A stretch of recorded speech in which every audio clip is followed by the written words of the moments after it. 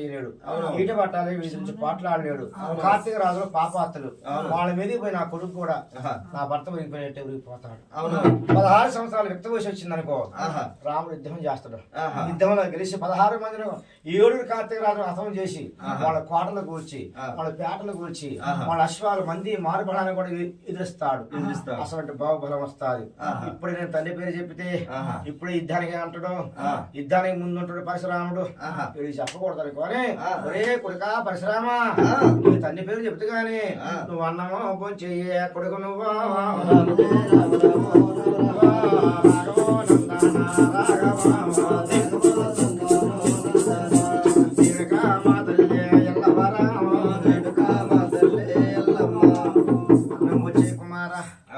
నీకు అన్నం పెడతా ప్రసాదం పెడతాను అని చెప్పి మా తల్లి పాలు పోసి పరవాన్నాలు వండి ఆ తల్లి కొడుకులకు పెట్టుకుంది.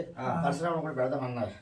అమ్మా నాకు అన్నం అక్కర్లేదు, నాకు నీళ్ళు అక్కర్లేదు, బ్రాహ్మణ ముసలమ్మ అన్న మాటకి నాకు ఎంతో బాధ అనిపిస్తున్నది, తల దించినాది, నాకు తండ్రిడమ్మా ఆ తండ్రిని చూపించమంటున్నాడు. ఇప్పుడు పరశురామ నీ తండ్రిని చూపిస్తాను గాని కాస్త నీళ్లు తెస్తారా కొడుక, తమ్ముడికి అన్నం పెట్టిన ఇంగ్లీష్ చెప్పకూడదు, నీ తండ్రి మునీశ్వరుడు అయి ఉన్నాడు, సత్యమా మంత్రులు అయి ఉన్నాము, మేము మునిరాజు నాయన, నీకు మాత్రం ఇంగ్లీష్ చెప్పలేదు కానీ నీళ్లు తెత్తన అమ్మవారు బాండవి కాడికి వెళ్ళింది. బావి కాడికి వెళ్ళి మా తల్లి చూసింది, కొడుకులో చూసింది. పరశురాముడు నన్ను వదిలిపెట్టాడు.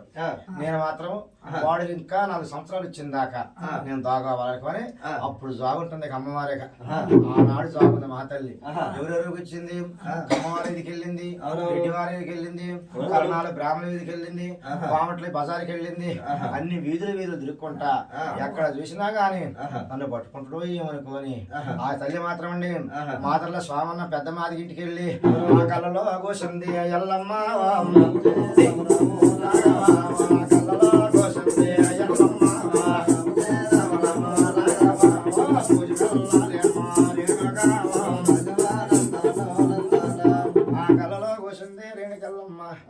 ఎక్కడికైతే పరశురాముడు ఈ వాడు రాడు, ఇది ఇలువాడ కడజాతి వాడు, ఇంత దూరం రాడు అని గలలోకి వస్తుంది. ఆ గలలోకి వచ్చింది అమ్మవారు.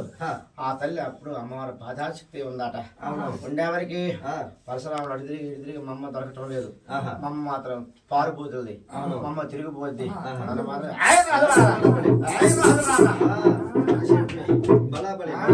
దూకుడు ఉంటాయి మనకి రాదులారని చెప్పి అమ్మవారు మాత్రం ఆయన ఎరాక వీళ్ళు తలుచుకొని స్వామి తెలుసుకొని సచ్చి వీళ్ళు తల్లి ఎప్పుడైతే అప్పుడు బయట వేసి వేసిండే పరశురాముడు. బయట వేసి వేసుకొని ఆ బయట వేసి వేసుకొని తలగుడ్డ చుట్టుకొని తోక తలగుడ్డ చుట్టిండు. తోక తల మెడికట్టు వేసిండు. ఒక కంట పైన వేసుకోండి, మళ్ళీ కంట పైన వేసుకొని జమని చేసుకొని గజ్జలు కట్టుకొని ఆ పరశురాముడు వస్తున్నాడు. ఎలా వస్తున్నాడు? వెళ్ళ వెళ్ళమ్మా నువ్వు ఎల్లో ఎల్లమ్మ ఎల్లో ఎల్లమ్మ